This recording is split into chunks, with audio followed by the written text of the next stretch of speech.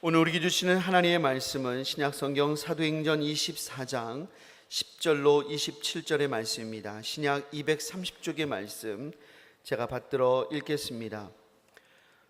총독이 바울에게 머리로 표시하여 말하라 하니 그가 대답하되 당신이 여러 해 전부터 이 민족의 재판장 된 것을 내가 알고 내 사건에 대하여 기꺼이 변명하나이다. 당신이 아실 수 있는 바와 같이 내가 예루살렘에 예배하러 올라간 지 열 이틀밖에 안 되었고 그들은 내가 성전에서 누구와 변론하는 것이나 회당 또는 시중에서 무리를 소동하게 하는 것을 보지 못하였으니 이제 나를 고발하는 모든 일에 대하여 그들이 능히 당신 앞에 내세울 것이 없나이다. 그러나 이것을 당신께 고백하리이다. 나는 그들이 이단이라 하는 도를 따라 조상의 하나님을 섬기고 율법과 선지자들의 글에 기록된 것을 다 믿으며 그들이 기다리는 바 하나님께 향한 소망을 나도 가졌으니 곧 의인과 악인의 부활이 있으리라 함이니이다. 이것으로 말미암아 나도 하나님과 사람에 대하여 항상 양심에 거리낌이 없기를 힘쓰나이다. 여러 해 만에 내가 내 민족을 구제할 것과 재물을 가지고 와서 드리는 중에 내가 결례를 행하였고 모임도 없고 소동도 없이 성전에 있는 것을 그들이 보았나이다. 그러나 아시아로부터 온 어떤 유대인들이 있었으니 그들이 만일 나를 반대할 사건이 있으면 마땅히 당신 앞에 와서 고발하였을 것이요 그렇지 않으면 이 사람들이 내가 공회 앞에 섰을 때에 무슨 옳지 않은 것을 보았는가 말하라 하소서. 오직 내가 그들 가운데 서서 외치기를 내가 죽은 자의 부활에 대하여 오늘 너희 앞에 신문을 받는다고 한 이 한 소리만 있을 따름이니이다 하니 벨릭스가 이 도에 관한 것을 더 자세히 아는 고로 연기하여 이르되 천부장 루시아가 내려오거든 너희 일을 처결하리라 하고 백부장에게 명하여 바울을 지키되 자유를 주고 그의 친구들이 그를 돌보아 주는 것을 금하지 말라 하니라.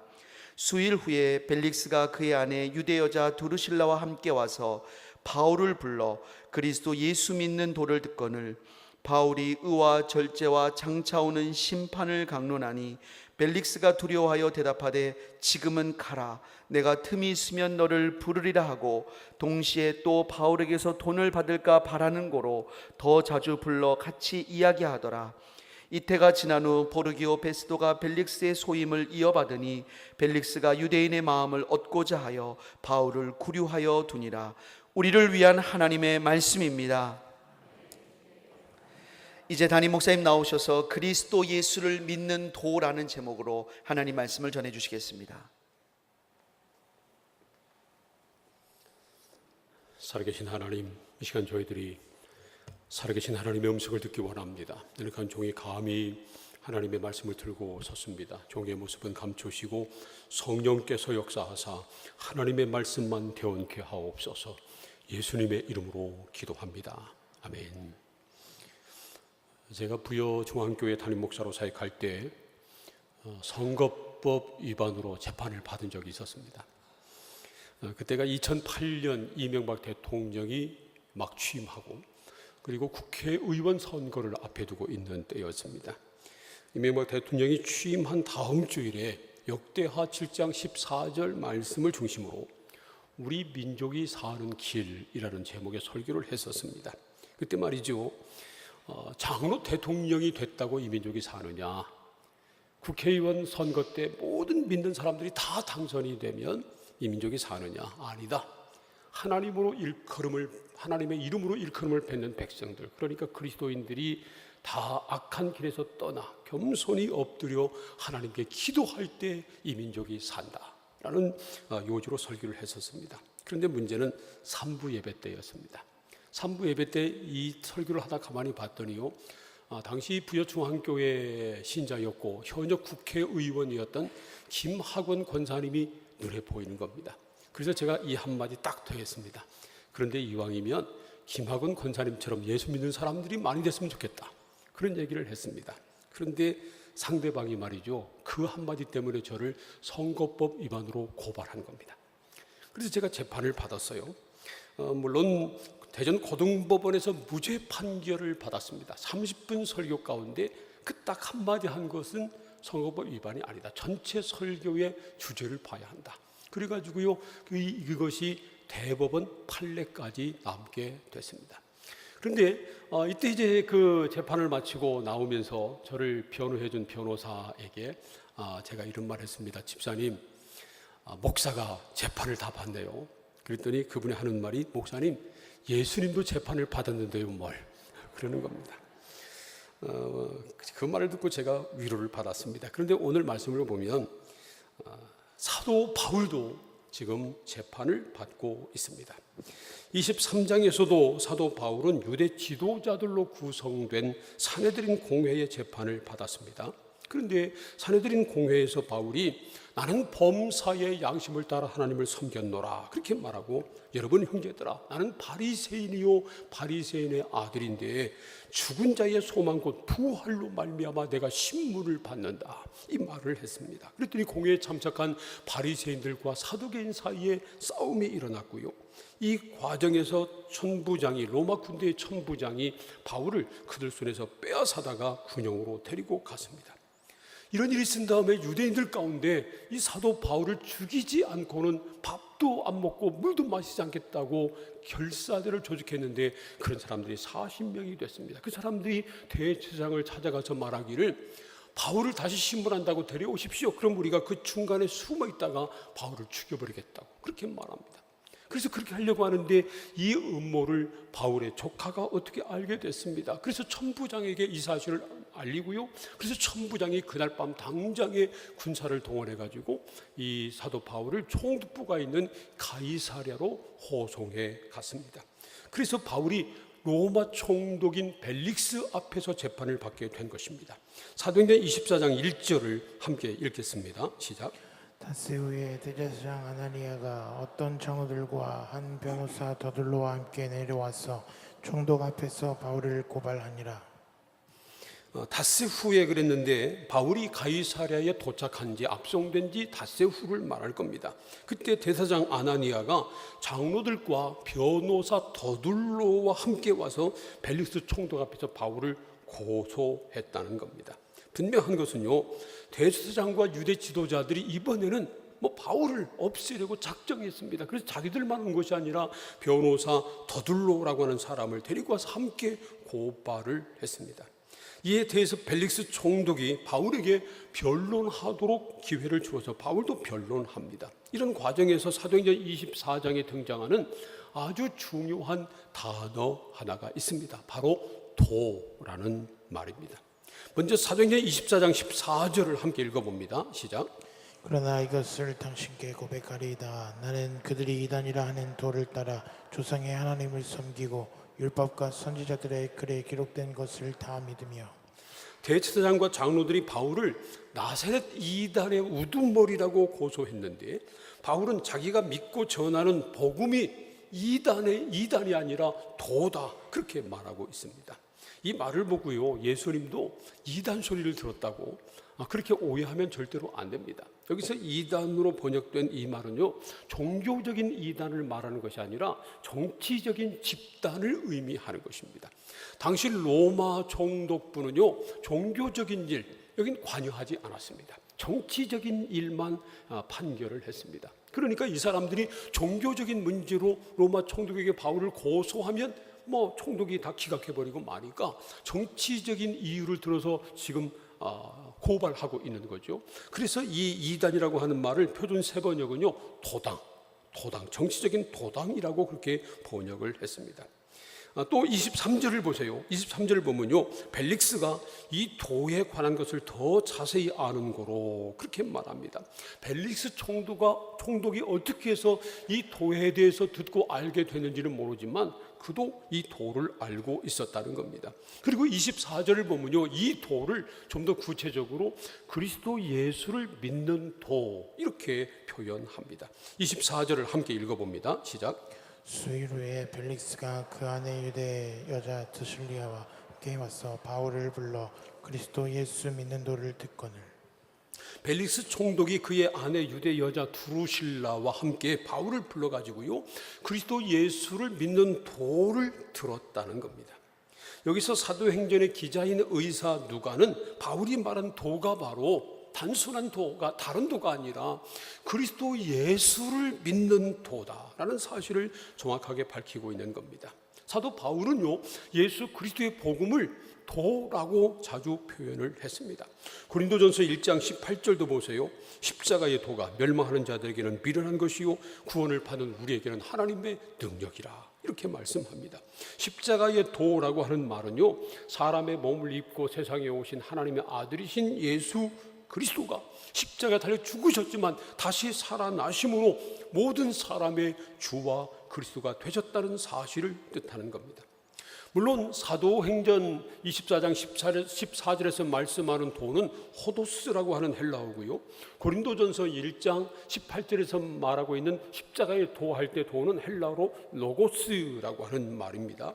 그런데 한자 문학관에서는 다 이 두 말을 똑같이 도라고 길도자를 써서 도라고 번역을 했습니다. 왜냐하면요, 이 도라고 하는 말이 길, 사람이 걸어다니는 땅 위에 있는 길만 의미하는 것이 아니라 이치, 사상, 법, 도리, 이런 것들을 다 의미하는 말이기 때문입니다.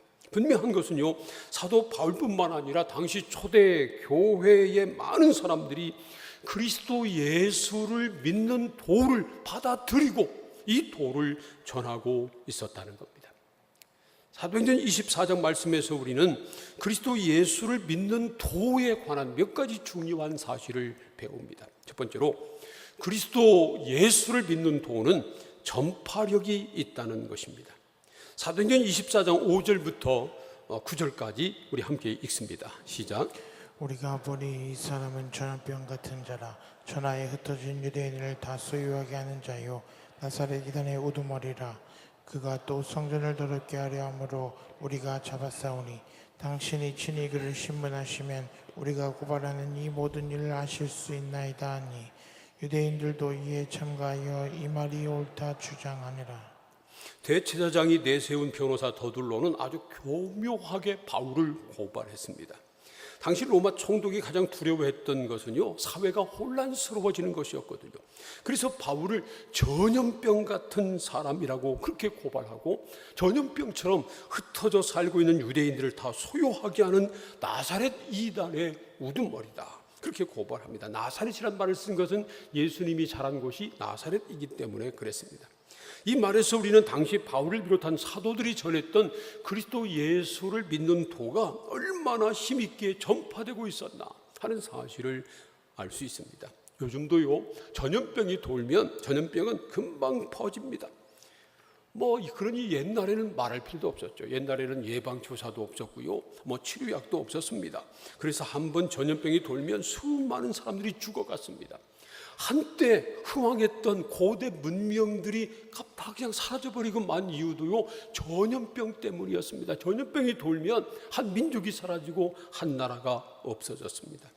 더들로는 바울을 죽이려고 바울을 전염병 같은 사람이라고 고발했지만, 역설적으로 바울이 전하고 있었던 그리스도 예수를 믿는 도가 얼마나 힘있게 전파되고 있었는가 하는 사실을 말하고 있는 것입니다. 좀 내려가서 22절을 보면 벨리스 총독도 이 도에 관해서 자세히 알고 있었다고 기록하고 있습니다. 그 정도로 당시에 그리스도 예수를 믿는 도가 널리 힘있게 전파되고 있었습니다. 그러니까 말이죠, 더둘로가 바울을 전염병 같은 사람이라고 그렇게 고발한 거 이해가 됩니다. 그런데 그리스도 예수를 믿는 도와 전염병은 아주 다릅니다. 물론 전파력이 강하다는 것은 같습니다. 그러나 전염병은 사람을 죽이는 것이고요, 그리스도 예수를 믿는 도는 사람을 살리는 것입니다. 옛날에는 전염병이 한 사람에게 들어가면 그 사람을 죽이고, 한 집에 들어가면 그 가정을 파괴하고요, 한 나라에 들어가면 그 나라를 망하게 했습니다. 그러나 그리스도 예수를 믿는 도를 한 사람이 받아들이면 그 사람 영혼이 살고, 한 가정이 받아들이면 그 집안이 살고요, 한 나라가 받아들이면 그 나라가 흥왕했습니다. 그래서 로마 시대 이후로 그리스도 예수의 도를 받아들인 나라가 세계를 움직였습니다. 로마가 그랬고요, 영국이 그랬고, 미국이 그러고 있는 것입니다. 이처럼 그리스도 예수를 믿는 도는 능력이 있고 전파력이 있습니다. 그래서 예루살렘에서 시작한 이 복음이 온 유대와 사마리아와 땅 끝까지 전파되고 있는 것입니다. 그 결과로 우리도 이 그리스도 예수를 믿는 도를 들어서 믿게 된 것입니다. 그리고 지금도 이 그리스도 예수를 믿는 도는 끊임없이 전파되고 있습니다. 우리가 입을 다물고 있어도 이 그리스도 예수를 믿는 도는 계속해서 전파될 것입니다. 그러므로 이왕이면 우리 입을 통해서 이 그리스도 예수를 믿는 도가 전파되면 얼마나 좋겠어요. 사랑하는 성도 여러분, 저와 여러분을 통해서 그리스도 예수를 믿는 도가 더욱 전파될 수 있기를 축복합니다. 두 번째로, 그리스도 예수를 믿는 도는 모든 사람들이 다 믿는 것이 아니라는 사실을 보게 됩니다. 그리스도 예수를 믿는 도를 들었다고 다 믿는 것이 아니라는 것입니다. 대제사장과 그리고 장로들을 생각해 보세요. 그들은 그리스도 예수를 믿는 도를 몰랐던 것 아닙니다. 들었습니다. 베드로에게 들었고요, 바울에게 들었고요, 스데반 집사를 비롯한 많은 사람들이 이 복음을 위해서 죽음도 두려워하지 않고 전하는 것을 그들은 보았습니다. 그럼에도 불구하고 그들은요, 그리스도 예수를 믿는 도를 받아들이기는커녕 이 도를 전하는 사람을 죽이려고 안달이 나 있습니다. 지금도 바울을 죽이려고 애를 쓰고 있잖아요. 참 안타까워요. 안타깝기는 총독인 벨릭스도 마찬가지입니다. 사도행전 24장 22절을 보면 벨릭스도 이 도에 대해서 자세히 알고 있었습니다. 그리고 더 알고 싶었던 모양입니다. 24절을 보세요. 수일 후에 벨릭스가 그 아내 유대 여자 드루실라와 함께 와서 바울을 불러 그리스도 예수 믿는 도를 듣거늘, 이렇게 말씀합니다.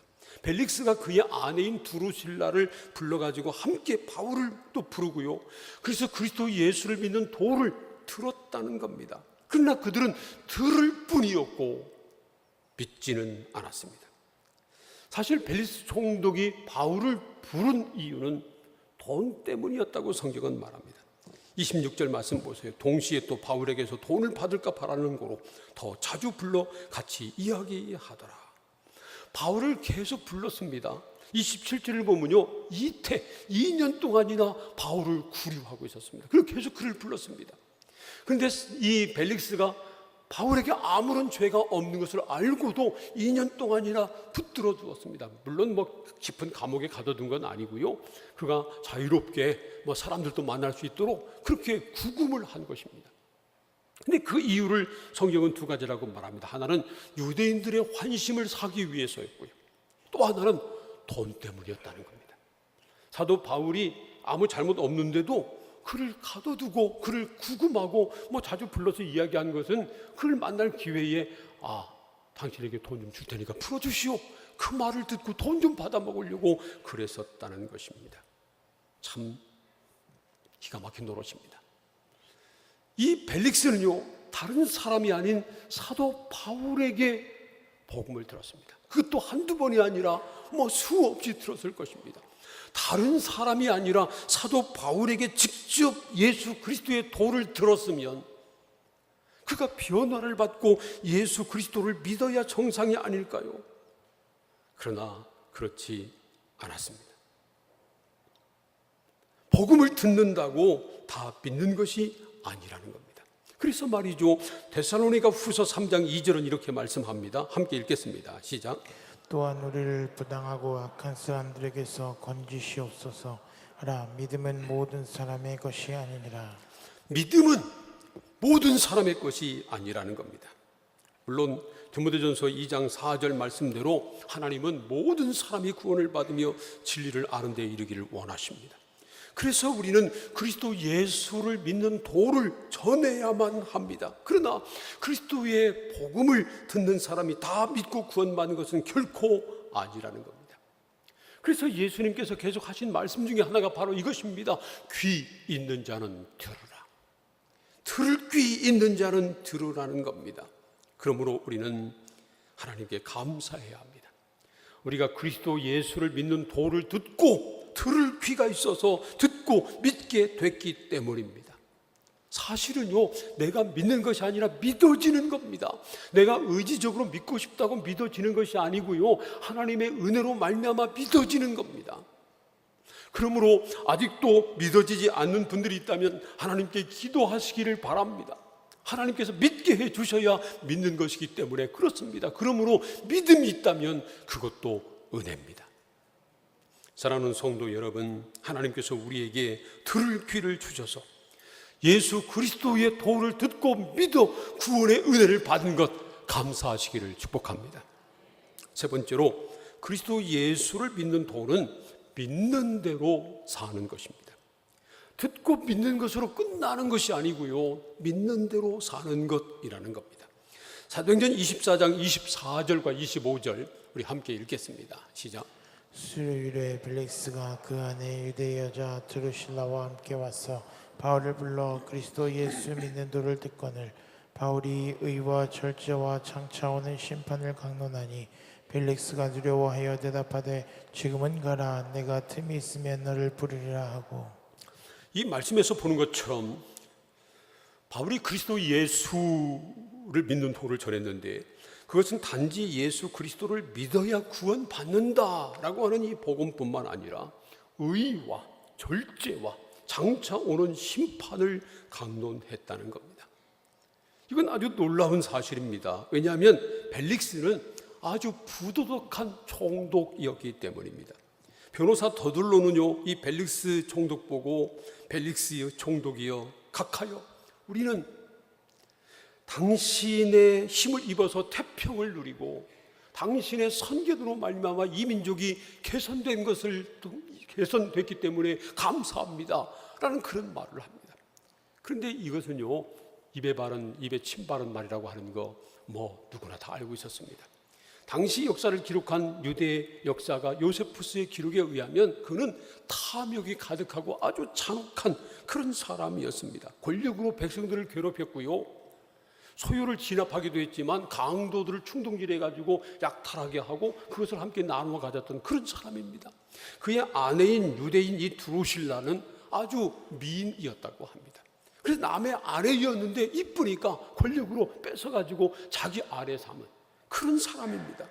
그런데 바울이 그런 사실을 몰랐을 리가 전혀 없습니다. 그럼에도 불구하고 바울은 그런 사람에게 그 총독과 그의 아내를 앉혀놓고 말이죠, 의와 절제와 장차 오는 심판을 강론했다는 겁니다. 그랬더니 벨릭스가 두려워했습니다. 벨릭스가 화를 낸 것이 아니고요, 진노한 것이 아니라 하나님의 말씀 앞에 두려움이 생겼습니다. 그래서 사도 바울 보고 그만 말하고 가시오, 내가 틈이 나면 다시 부르겠소, 그랬다는 겁니다. 분명한 것은요, 그리스도 예수를 믿는 도는 단순히 마음으로만 믿는 것이 아니라는 겁니다. 믿는 대로 살아가는 것입니다. 그리스도 예수를 믿는 도는 글자 그대로 사람이 걸어가야 할 길이라는 것입니다. 그 길은요, 의와 절제의 길입니다. 그 길을 걸어가려면 의롭지 않으면 안 되고 절제하지 않으면 그 길을 끝까지 걸어갈 수 없다는 겁니다. 그리고 그 길 끝에는 심판이 있습니다. 장차 우리 주님이 오실 그 심판이 기다리고 있다는 겁니다. 장차 올 심판이라고 하는 말은요, 부활 승천하신 예수님이 재림주로 다시 오시는 날의 심판을 말하는 것입니다. 우리는 이 사실을 잊지 말아야 합니다. 여러분, 우리 예수님께서 다시 오실 것을 믿으시기를 바랍니다. 우리 주님은 다시 오십니다. 그리고 그날에 우리는 다 심판대 앞에 서게 될 것입니다. 그러므로 그리스도 예수를 믿는 도는 마음으로 받아들이고 믿어야 할 뿐만 아니라 이 도를 따라서 살아가야 할 길인 것입니다. 지금 우리는 대강절을 보내고 있습니다. 오늘은 대강절 마지막 주일입니다. 이제 이틀 후면 성탄절입니다. 성탄절은 정말 기쁜 날입니다. 온 세상의 구주가 탄생하신 날이기 때문입니다. 그래서 성탄절이 되면요, 온 세계가 다 기뻐합니다. 그러나 성탄절을 기다리면서 우리가 잊지 말아야 할 것이 있습니다. 다시 오실 주님을 기다리는 것입니다. 성탄절을 맞이하면서 2000년 전에 유대 땅에 태어나신 온 세상의 구주 예수 그리스도의 탄생을 기뻐해야 될 뿐만 아니라 다시 오실 예수 그리스도를 기다려야 합니다. 그리고 마지막 우리가 주님 앞에 서는 그날 부끄러움 없이 설 수 있도록 의롭게 살고 절제하며 살아야 합니다. 한마디로 말하면 믿는 대로 살아야 합니다. 따로 국밥처럼 믿음 따로 삶 따로 그러면 안 되고요. 믿는 대로 살아야 하는 것입니다.